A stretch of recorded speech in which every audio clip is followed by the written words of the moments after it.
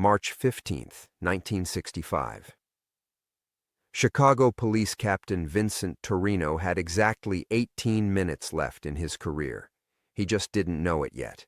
The charity dinner was supposed to be routine, badges and booze, handshakes and hollow speeches, but when Torino stepped to the microphone and cracked a joke about Sam Giancana's dead father, 300 cops laughed. One man in the back corner didn't. 4 days later, Torino's son was found in an alley with his skull cracked and his badge ripped off. The doctor said he might never walk again. Every cop in Chicago knew who did it. Every cop in Chicago was wrong, because the real killer had been sitting at the head table that night, applauding every word. Before we jump back in, tell us where you're tuning in from. And if this story touches you, make sure you're subscribed, because tomorrow I've saved something extra special for you. Vincent Torino's hands hadn't stopped shaking for 3 days, not since he'd walked into Cook County General and seen his son Michael laid out like roadkill, tubes snaking from his broken body like mechanical veins. The kid's face was so swollen his own mother might not recognize him. "Mr. Torino?" The nurse's voice cut through his fog. "Visiting hours end in 10 minutes. 10 minutes. Just enough time to whisper another apology that Michael couldn't hear." Vinny pulled his chair closer to the hospital bed, the metal legs scraping against linoleum that reeked of disinfectant and despair. His son's chest rose and fell with mechanical precision, each breath courtesy of the machine that hummed like a mechanical prayer. "I'm gonna fix this, Mike," Vinny whispered, his voice barely audible above the ventilator. "I swear on your mother's grave, I'm gonna make this right." But even as he said it, Vinny knew the truth that was eating him alive from the inside. This wasn't something that could be fixed. This was justice. Chicago-style justice, delivered with brass knuckles and a message that every cop in the city understood. You don't disrespect the dead, especially when the dead belong to Sam Giancana. The charity dinner had been March 11th, 4 days ago, but it felt like a lifetime. St. Patrick's Day was around the corner, and the Fraternal Order of Police always threw their annual fundraiser at Benedetti's on Taylor Street. Good food, cheap booze, and the kind of cops-only atmosphere where a man could speak his mind without worrying about reporters or federal wiretaps. Vinny had been riding high that night. 23 years on the force, 16 as a detective, the last 7 as captain of the 14th District. He had commendations, respect, and a pension that would let him retire to Florida in a few years. He was untouchable, or so he'd thought. The joke had started innocently enough. Police Superintendent Orlando Wilson was droning on about community relations and the department's commitment to fighting organized crime, standard political theater. But when Wilson mentioned recent intelligence suggesting Giancana was feeling pressure from his own organization, Vinny had seen an opportunity. He'd raised his hand, asked for the microphone. 300 cops had turned their attention to him, expecting another war story or maybe a toast to fallen officers. Instead, Vinny had delivered the punchline that ended his career. "Speaking of family pressure, I heard Sam's old man is finally contributing to society. Course, it helps that he's been fertilizing a cemetery plot for the past 15 years. The laughter had been instant and thunderous. Cops slapping tables, spilling drinks, wiping tears from their eyes. Even Wilson had cracked a smile. But in the back corner of Benedetti's dining room, a man in an expensive suit had stood up and walked out without saying a word. Vinny should have known then. Should have recognized the face. Should have realized that Giancana had people everywhere. Instead, he'd basked in the applause and ordered another round. Now, watching his son breathe through a machine, Vinny understood the true cost of those 30 seconds of laughter.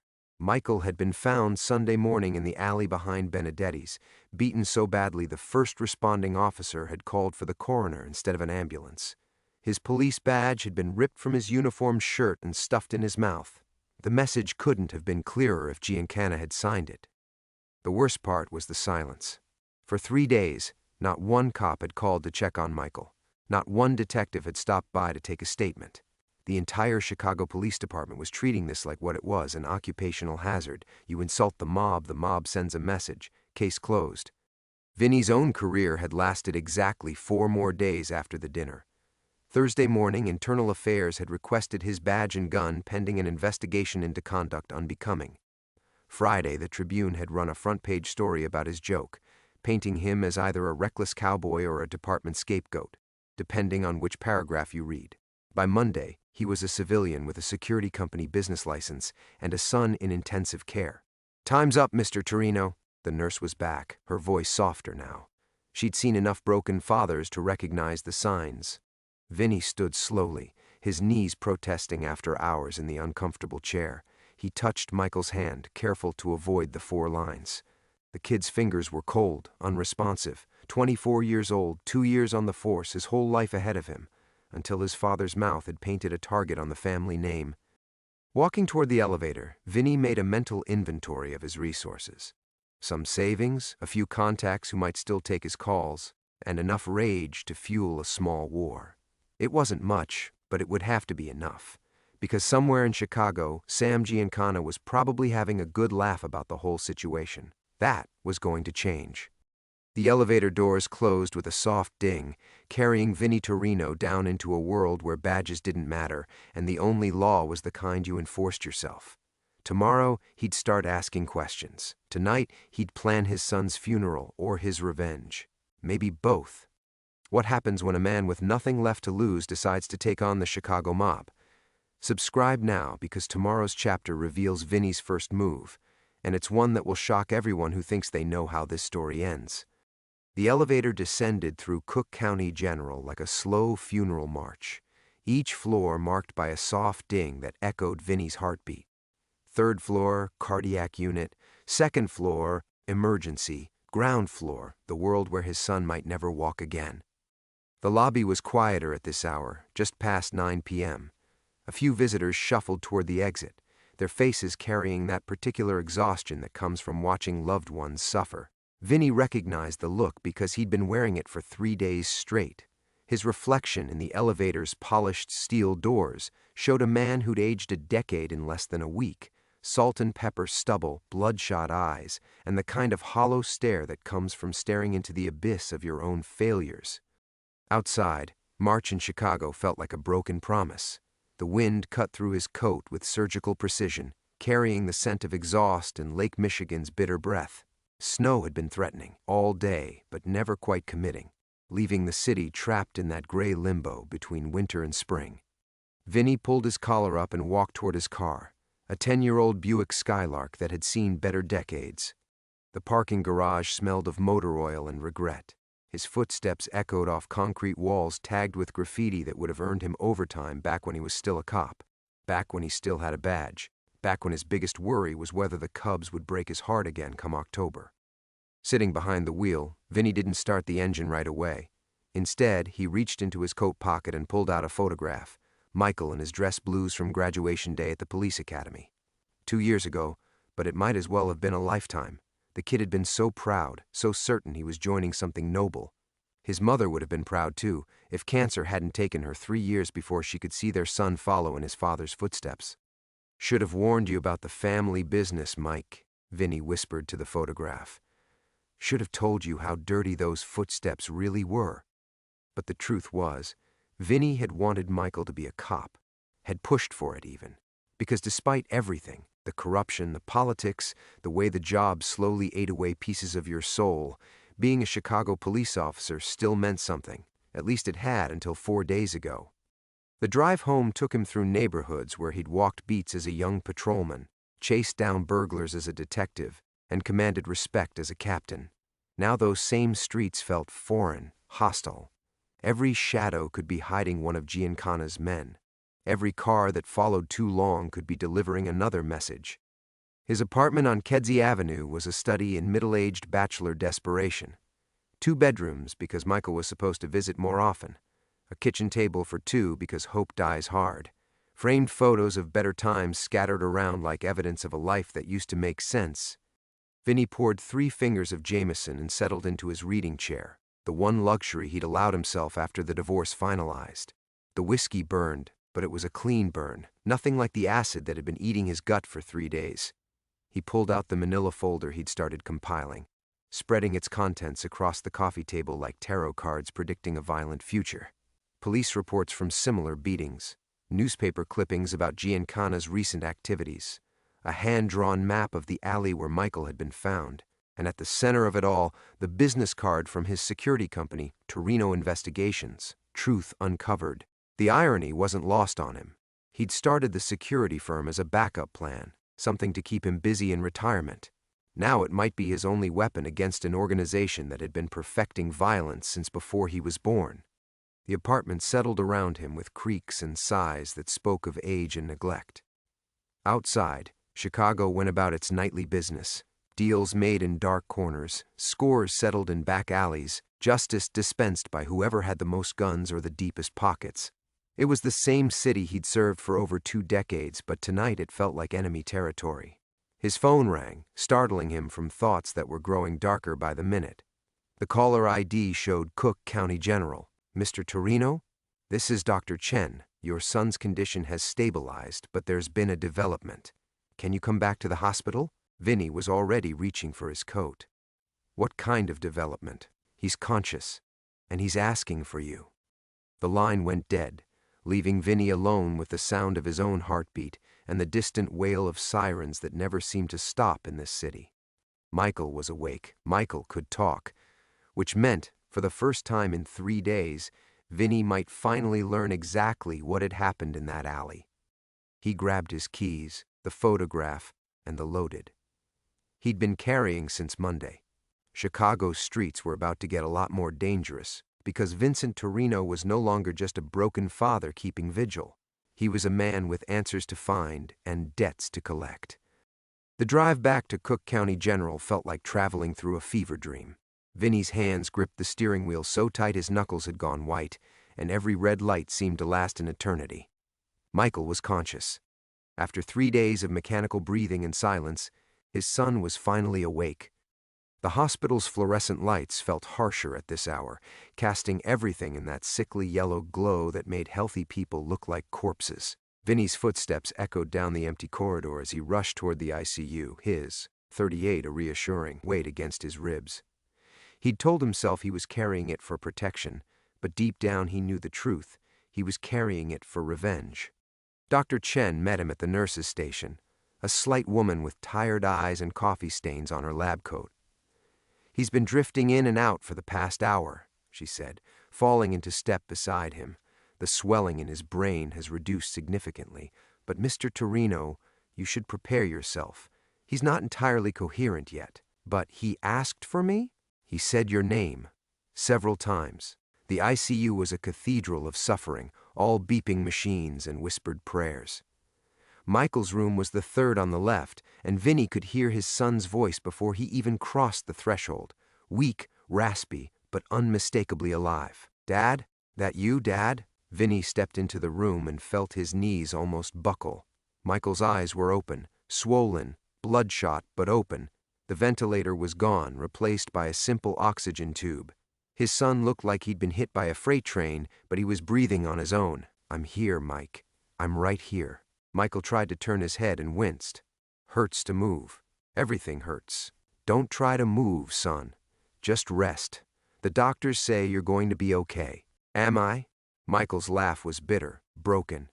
"Because I remember things, Dad. I remember what happened." Vinny pulled the chair closer, his heart hammering.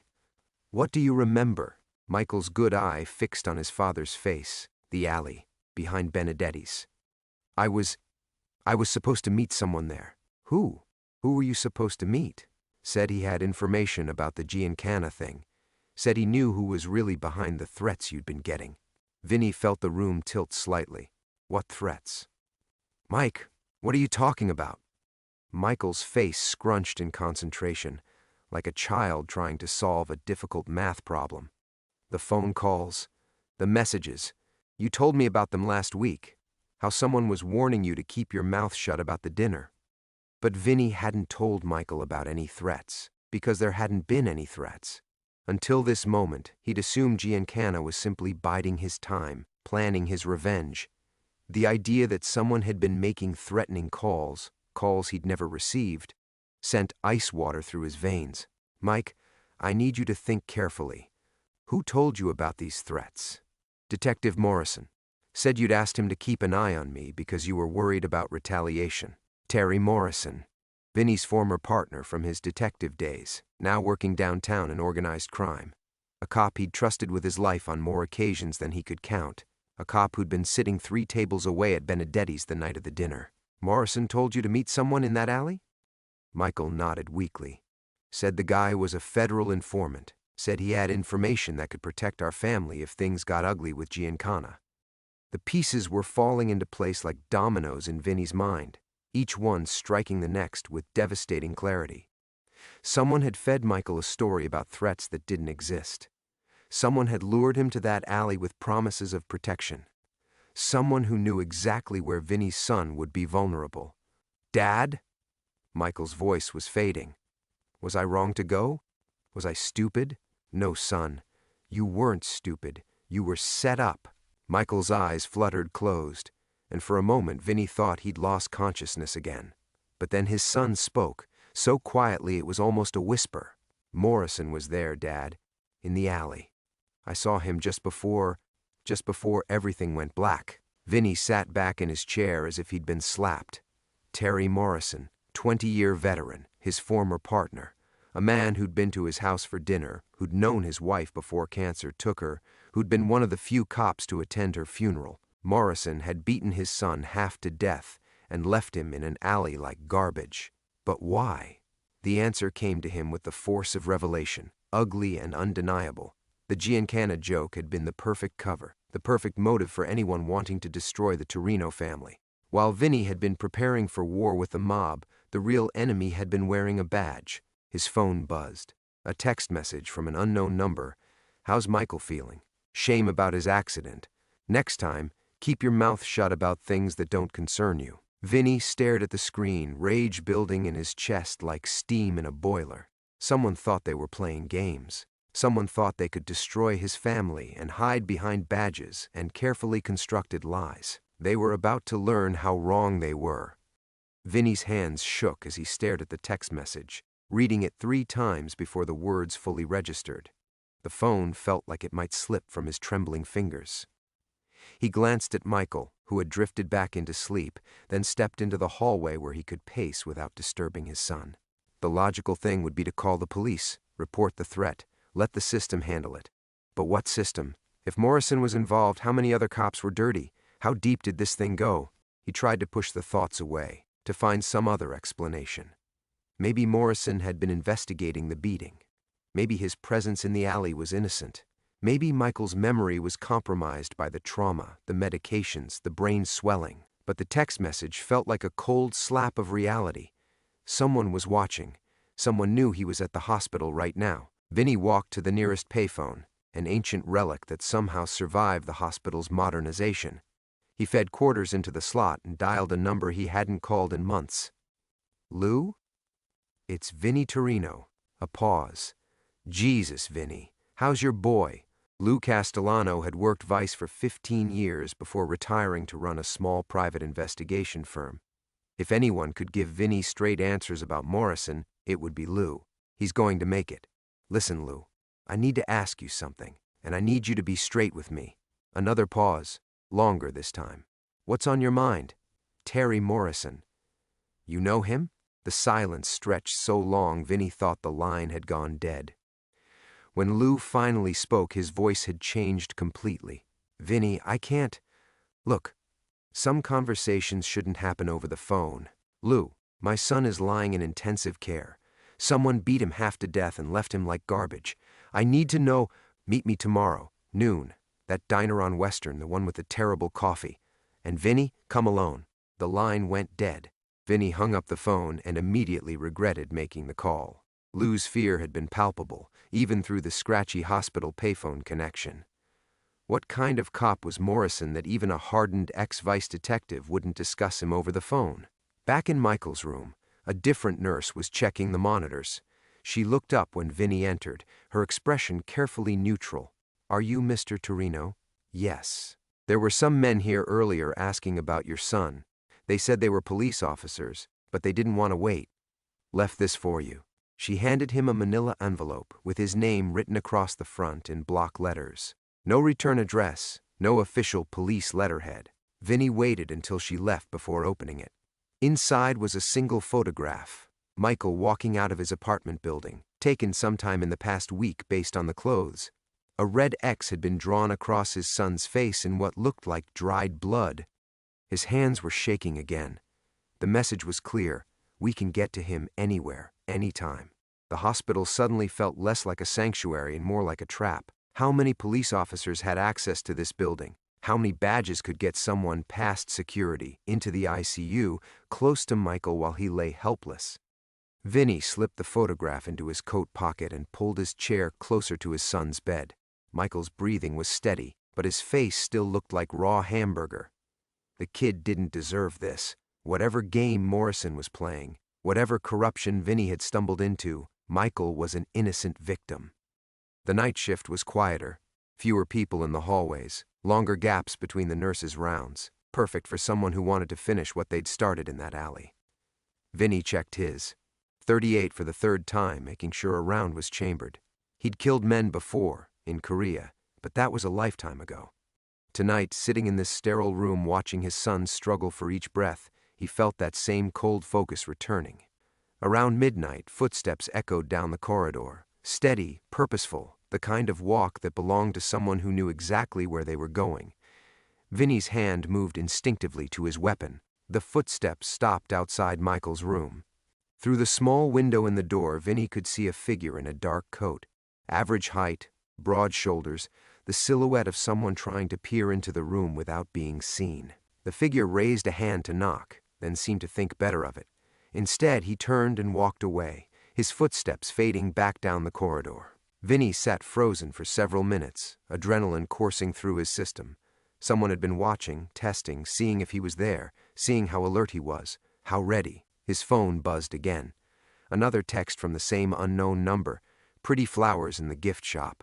Michael might like some. When you're ready to listen, we'll talk. The trap was closing. And Vinny was beginning to realize he'd been caught in it long before his son ever set foot in that alley. Vinny didn't sleep. Every shadow in the corridor became a threat. Every sound of the ventilation system a potential footstep. When dawn finally crept through the hospital windows, painting everything in pale gray light, he felt like he'd aged a decade in one night. Michael stirred around 7, his good eye opening slowly.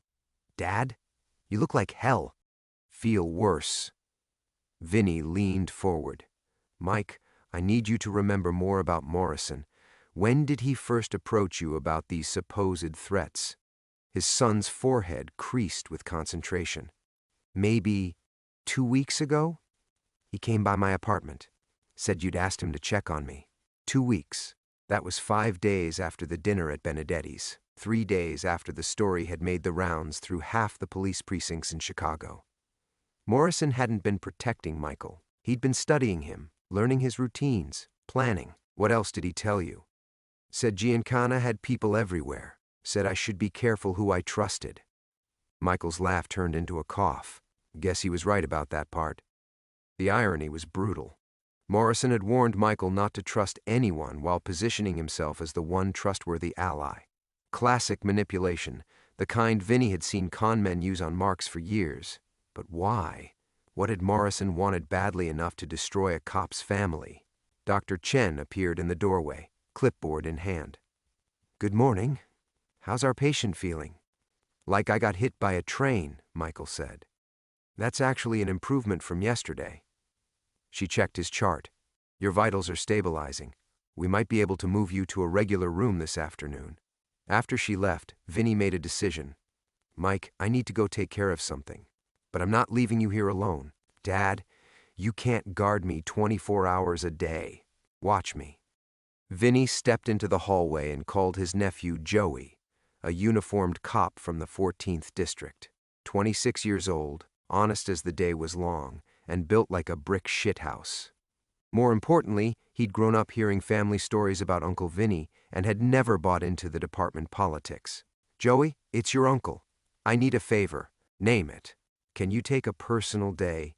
I need someone I trust to watch Michael at the hospital." "Jesus, Uncle Vinny, I heard about the beating. Of course. I'll be there in an hour. And Joey, don't tell anyone where you are. Not your sergeant, not your partner, nobody. This is serious, isn't it?" "More than you know." While waiting for Joey, Vinny made another call from the payphone, this one to information. I need the home address for Detective Terry Morrison, Chicago PD. The operator was efficient. Morrison lived in Beverly, a neat middle-class neighborhood where cops could still afford houses. Vinny wrote down the address and felt something cold settle in his stomach. He was going to confront Morrison today, and he wasn't sure either of them would walk away from that conversation. Joey arrived carrying coffee and a bag of donuts, his uniform crisp despite the early hour. He took one look at Michael and his jaw tightened. Who did this? That's what I'm going to find out. Vinny handed him the room key. Nobody gets near him except medical staff you personally verify. And I mean nobody. If a cop shows up claiming he needs to interview Michael, you call me first. What about shift changes? I can't stay here forever. One day at a time, kid. Just keep him alive until I get back. The drive to Beverly took 40 minutes through morning traffic. Morrison's house was a modest two-story with a well-maintained lawn and a late-model Ford in the driveway. The American Dream, Police Edition. Vinny parked across the street and checked his. 38 one more time. Morrison answered the door in a bathrobe and slippers, coffee mug in hand. When he saw Vinny, his expression didn't change, but something flickered behind his eyes. Recognition, maybe even relief. Vinny was wondering when you'd show up. We need to talk, Terry. Morrison stepped aside, gesturing him in. The living room was neat, almost sterile. Family photos on the mantel, but something felt wrong about them. Too posed, too perfect. Coffee? Answers.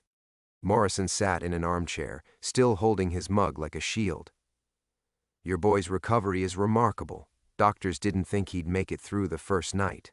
The admission was casual, matter of fact. Morrison wasn't even pretending innocence. Why? Vinny's voice was barely controlled. Why my son? Morrison smiled, and for the first time Vinny saw something genuinely evil in his former partner's face. Because some sins don't get forgiven, Vinny. Some debts take years to collect. What the hell are you talking about? December 15th, 1958. Ring any bells? The date hit Vinny like physical blow. Tommy Morrison, Terry's younger brother. The warehouse fire on the south side. The night that still haunted Vinny's dreams 27 years later. Morrison's smile widened. Now you remember. The warehouse fire. Tommy Morrison, 22 years old, trying to prove himself as a rookie cop. The South Side had been burning for 3 days straight, race riots that the brass wanted contained at any cost. Vinny had been a sergeant then, Terry his subordinate, both of them working 16-hour shifts trying to keep the peace. The warehouse was supposed to be empty. Intelligence said it was just storage, old furniture, nothing valuable. But Tommy had insisted he heard voices inside, people trapped. Against direct orders, he'd gone in alone while Vinny and Terry worked the perimeter. The building had come down like a house of cards. By the time the fire department cut through the debris, Tommy Morrison was dead, burned beyond recognition. The department had called him a hero, given him a posthumous medal. Terry had never spoken to Vinny about it, not once in 27 years. You think I killed your brother? Vinny's voice was hoarse. I know you did. Morrison set down his coffee mug with deliberate precision. Oh, not directly. You didn't light the match or plant the bomb. But you were his commanding officer. You let him go into that building. He disobeyed orders. I told him to wait for backup. You could have stopped him. Should have physically restrained him if necessary. Instead, you let a rookie make a decision that got him killed. Morrison's calm was more frightening than rage would have been. 27 years I've watched you play the hero. 27 years of listening to other cops talk about good old Vinny Torino while my brother rotted in the ground. The room felt smaller suddenly, airless. Vinny could feel sweat beading on his forehead despite the morning chill. Terry, what happened to Tommy was tragic, but it wasn't murder, it was war. People died. Wrong people died. Morrison stood up, moving to the mantel where the two perfect family photos waited. He picked up one of the frames. A wedding picture, Morrison in dress blues beside a blonde woman with a forced smile. You know what the real tragedy is, Vinny? I married Tommy's fiancée, Sarah. Told myself I was doing it to honor his memory, to take care of the woman he loved. Morrison's thumb traced the glass over the woman's face. Took me 15 years to admit the truth. I married her because I wanted to keep the hate alive. Every morning I woke up next to the woman my dead brother should have had. Every night I fell asleep planning ways to make you pay. Jesus, Terry. She left me last year. Said living with a ghost was killing her. Know what she told me right before she walked out?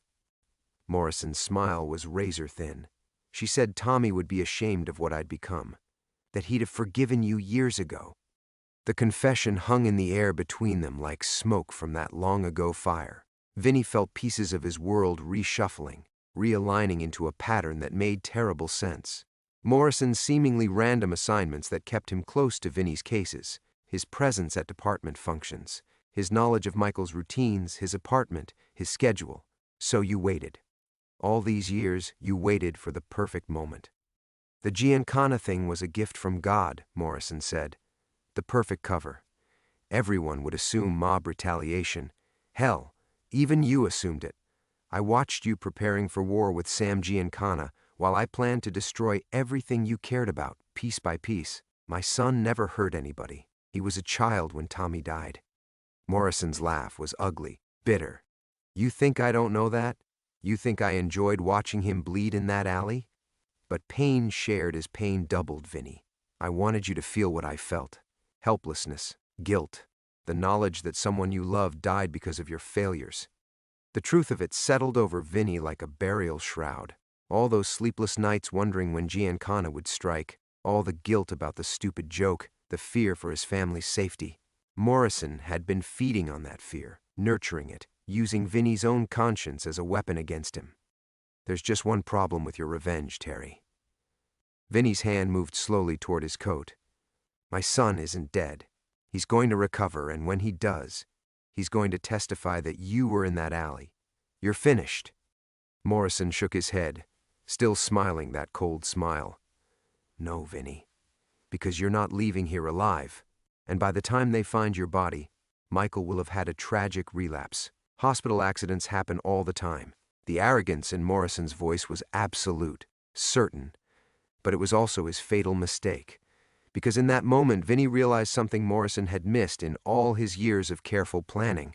Tommy Morrison had been Vinny's mistake, but Michael was his redemption, and a father protecting his son was more dangerous than any ghost. Vinny's hand closed around the grip of his. 38, but he didn't draw, not yet. Morrison was standing 6 feet away, still holding that wedding photograph like a talisman of his twisted grief. In the morning light filtering through lace curtains, the man looked older than his years, hollowed out by decades of nursing hatred. You know what your mistake was, Terry? Vinny kept his voice level, conversational. You forgot what made Tommy a good cop in the first place. Morrison's eyes narrowed. Don't you dare? He believed in protecting people, even when it cost him everything. Vinny took a half step forward. You think he'd want Michael's blood on his memory? You think he'd want you to become the kind of animal who beats an innocent kid half to death? Shut up! Morrison's hand moved toward his own weapon, a police-issue revolver in a shoulder holster beneath his bathrobe. You don't get to use my brother's name to... I remember him, Terry. Really remember him. Not the ghost you've been living with. Vinny's mind raced, calculating distances, angles, the precious seconds it would take to draw and fire. He came to me the night before he died. Said he was scared but couldn't back down. Know what I told him? Morrison's hand froze halfway to his gun. For the first time since Vinny had arrived, genuine emotion cracked through the man's cold facade. I told him that fear was what separated heroes from fools, Vinny continued. That good cops feel scared and do their job anyway. That's why he went into that building, Terry. Not because I failed him, because he was trying to save lives. Stop! Morrison's voice was barely a whisper. He saved 3 people that night. Did you know that? 3 families got their fathers back because Tommy Morrison heard voices and refused to walk away. The words came easier now. Memories Vinny had buried under years of guilt finally seeing daylight. The department buried that in the paperwork. Didn't want to complicate the hero narrative. But I was there. I saw him carry those men out one by one before the roof came down. Morrison's shoulders sagged. The photograph slipped from his fingers, glass shattering on the hardwood floor. You're lying. Charlie Kowalski. age 34, 2 kids. Marcus Washington, 26, new father. Benjamin Torres, 41, grandfather of 6. Vinny had memorized those names, carried them like rosary beads through sleepless nights. Tommy died saving them. Not because of my failure, because of his courage. For a moment, something human flickered in Morrison's eyes, the ghost of the decent cop he might have been. Then it died, smothered by 27 years of cultivated hatred. Pretty words, Vinny, but they don't change anything. Morrison's hand resumed its journey toward his weapon. Your boy still dies today, and so do you. That's when Vinny heard it, the soft creak of a floorboard behind him. Someone else in the house, moving carefully, trying to stay quiet. Morrison's eyes flicked toward the sound, and his thin smile returned. I told you hospital accidents happen all the time, Morrison said. But I thought you might need some convincing first. Meet my partner. Footsteps in the hallway now, no longer trying to hide. Heavy boots, confident stride. Vinny's blood turned to ice water. Joey was supposed to be watching Michael. If Morrison had gotten to his nephew, the footsteps reached the living room doorway. Vinny turned, expecting the worst. Instead, he saw Detective Ray Kowalski from the 12th District. Tall, silver-haired, 20-year veteran with a reputation for playing by the book. And the son of Charlie Kowalski, one of the men Tommy Morrison had died saving. Hello, Vinny, Ray said quietly. His service weapon was already drawn, but it wasn't pointing at Vinny. It was aimed directly at Morrison's chest. Morrison's face went white. Ray, what the hell? Shut up, Terry. Ray's voice carried the weight of absolute authority. Put your hands where I can see them. Slowly, you don't understand. This man... I understand plenty. Ray stepped into the room, keeping his weapon trained on Morrison. I've been investigating you for 6 months, ever since Internal Affairs noticed some irregularities in your case reports. Funny thing about revenge plots, they leave paper trails. Morrison's hand dropped away from his holster. The arrogance had drained from his face, replaced by the trapped animal panic of a cornered criminal. Your father, Vinny said to Ray, pieces clicking together. You know about that night? Ray nodded without taking his eyes off Morrison. My old man told me the whole story before he died. How Officer Morrison saved his life. How proud he was that heroes like that existed. His jaw tightened. Breaks my heart to see what his brother became. Morrison made a desperate lunge for his gun. Ray's shot took him center mass, spinning him around and dropping him behind the overturned coffee table. In the sudden silence, Vinny realized the point of no return had finally arrived. The gunshot's echo seemed to hang in the air forever before fading into terrible silence. Morrison lay motionless behind the overturned table, one arm flung across the scattered glass from his wedding photograph. Blood seeped slowly into the hardwood floor, mixing with the fragments of his shattered past. Vinny found himself frozen, watching 27 years of guilt and fear die with the man who had orchestrated it all. The weight he'd carried since that warehouse fire, the crushing responsibility for Tommy Morrison's death, began to lift from his shoulders like smoke finally clearing. Jesus, Ray whispered, lowering his weapon. His hands were steady, but his voice carried the tremor of a good cop who'd just been forced to kill. I didn't want it to end this way. Vinny moved to Morrison's side, checking for a pulse he knew wouldn't be there. The man's eyes stared sightlessly at the ceiling, and for a moment Vinny could see the resemblance to his younger brother, the same stubborn jawline, the same intensity that had driven Tommy into that burning warehouse. How long have you known? Vinny asked quietly. Ray holstered his weapon and pulled out his radio. About Morrison? 6 months, like I said. Internal Affairs flagged some irregularities, times when he'd signed out evidence that disappeared, reports that didn't match witness statements. But the pattern only made sense after your son was attacked.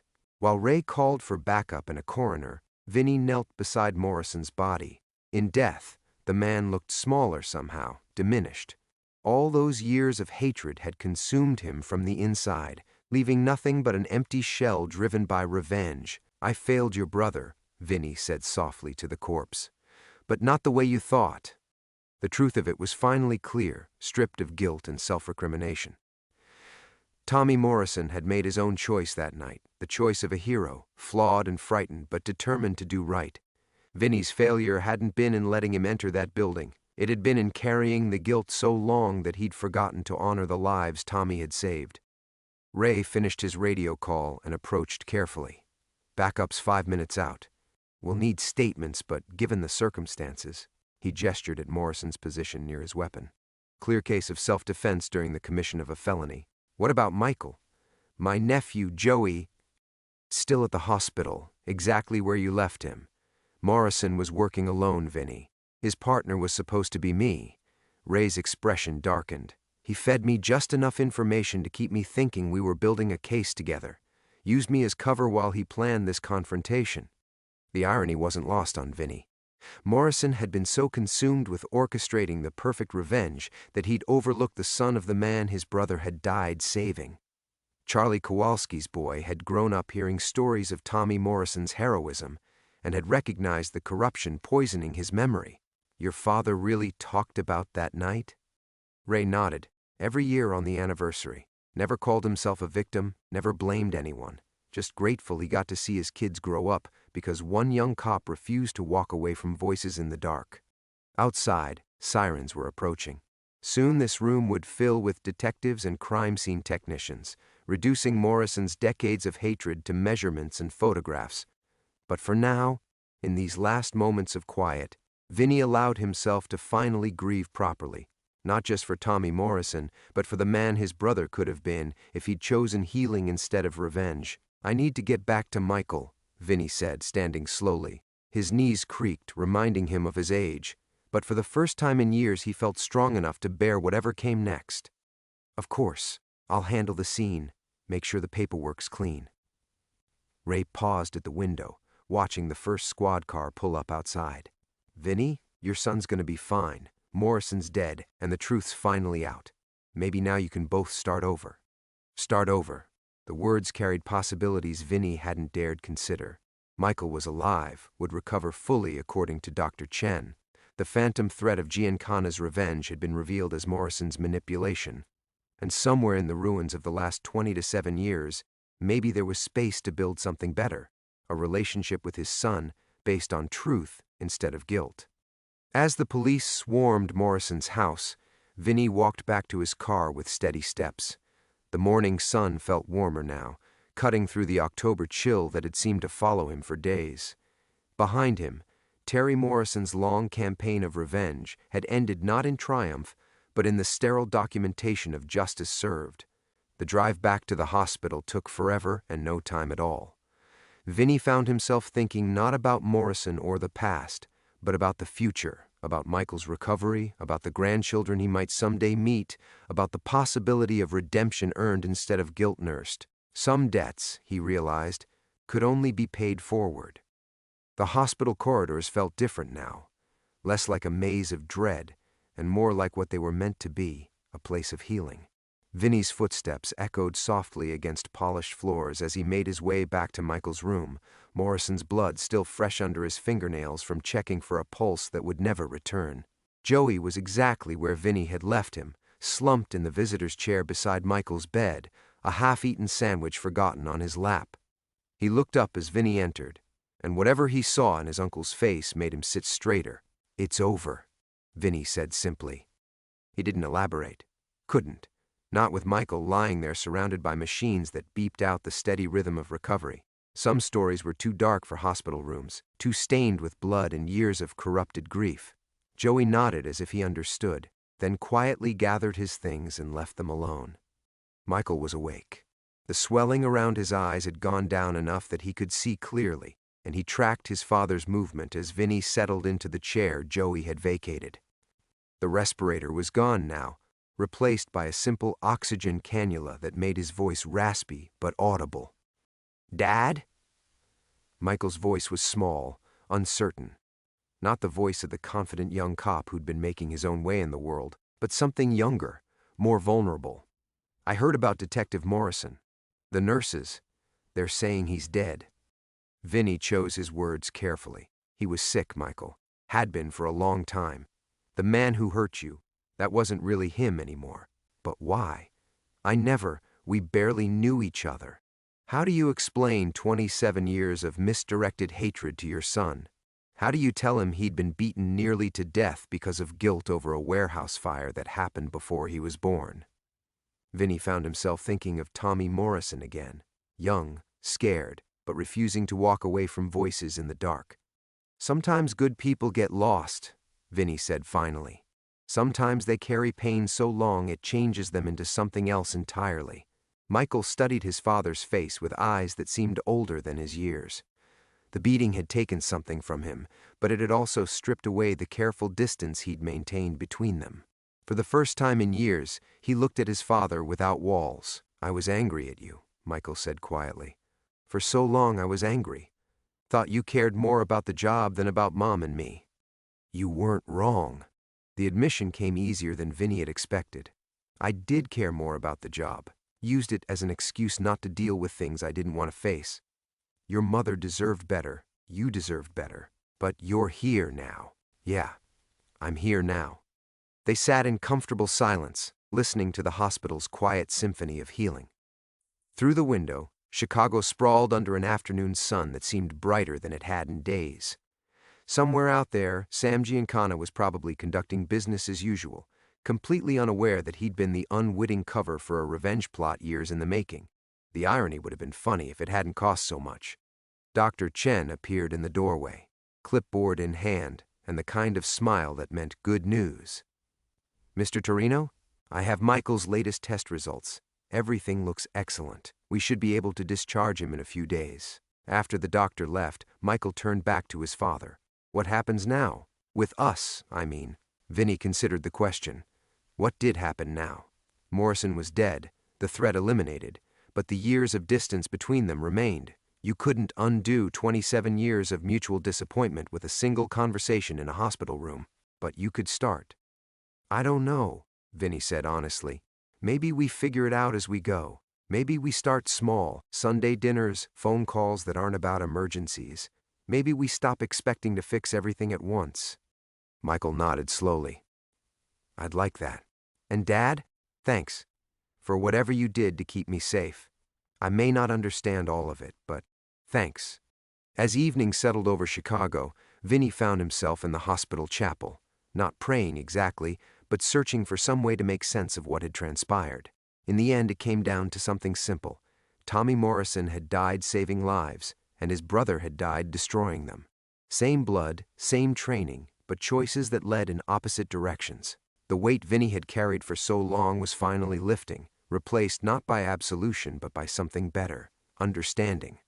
Some mistakes couldn't be undone, some losses couldn't be recovered, but some debts really could be paid forward, one choice at a time, one relationship at a time. Outside, Chicago hummed with its eternal rhythms of corruption and redemption, violence and healing, fathers and sons trying to find their way back to each other. And for the first time in 27 years, Vinny Torino felt ready to be part of that larger story, not as a man haunted by the past, but as someone finally free to write a better ending.